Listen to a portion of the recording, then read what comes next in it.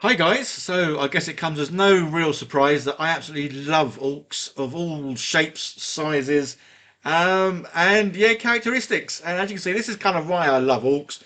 They don't take things seriously, and obviously they look great, nice and chunky.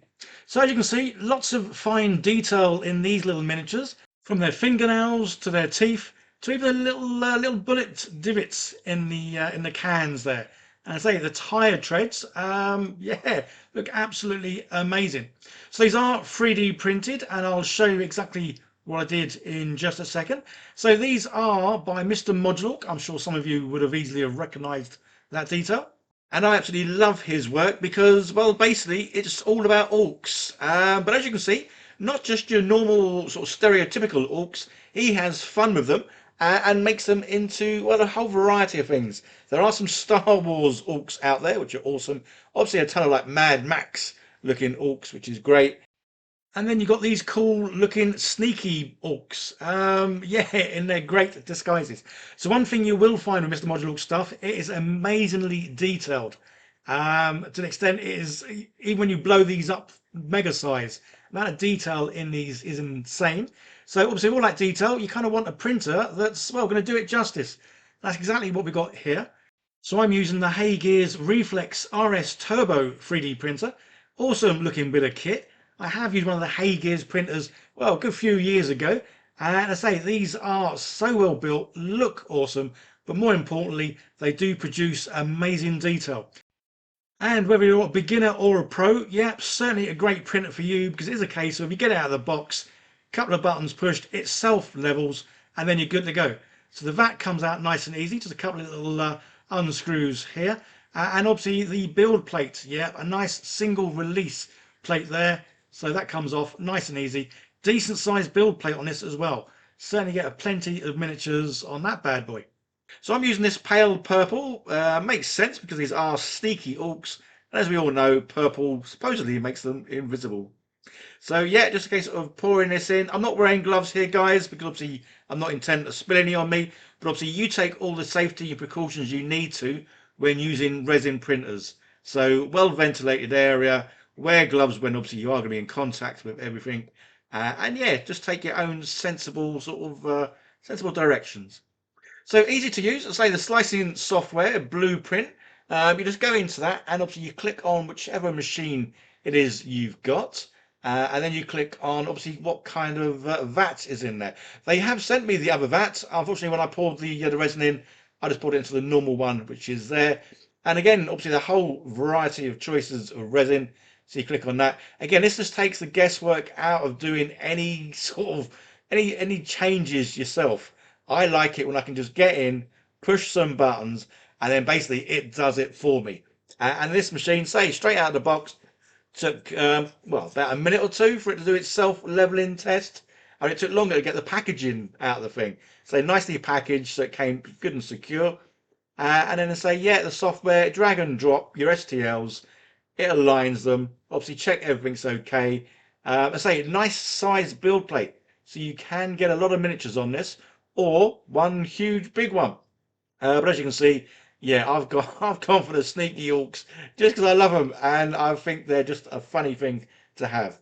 So yeah, they're all there, and then again, just another couple of buttons to push. Away it goes to the machine, and yeah, a couple of hours later, and this is what we've got. So obviously using gloves here. What I should have done before releasing this was just wipe away the excess resin on the top. Totally forgot. Whenever I'm filming, I do sometimes forget to do, well, what I normally do. Obviously, very excited just to show you, yeah, everything's come out perfectly. And I say the build plate, I could have got twice as much on there. So Heygears do also do a wash and cure system. I've currently got my wash system on the floor, mainly because when this works, it's the best wash system I've ever used. You'll soon see it does go a little bit nuts. This is Wi-Fi'd as well, so I could have this connected to the slicing software, and it'll automatically tell it how long it needs to go for. I've not done that, so I've had to manually push the button to obviously tell it how long I want it to go for. And this is the cure station. Again, a lovely piece of kit.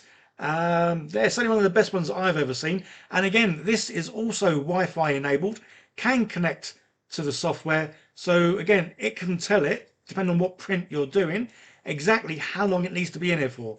Yeah, I'm just guesstimating because I haven't got it connected to the Wi-Fi yet. So I'm going with 12 minutes because that's kind of roughly what I do with most miniatures and the way it goes. And again, a lot of the cure systems I've used in the past, you can see through too easily. So basically the UV protection on this seems far better than anything else I've used.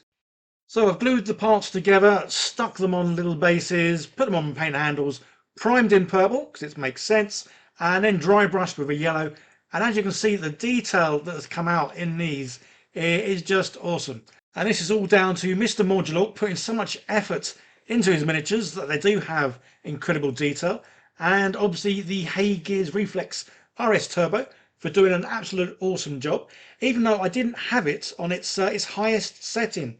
So you could get even more detail, which is just mind-blowing because say these have come out perfect.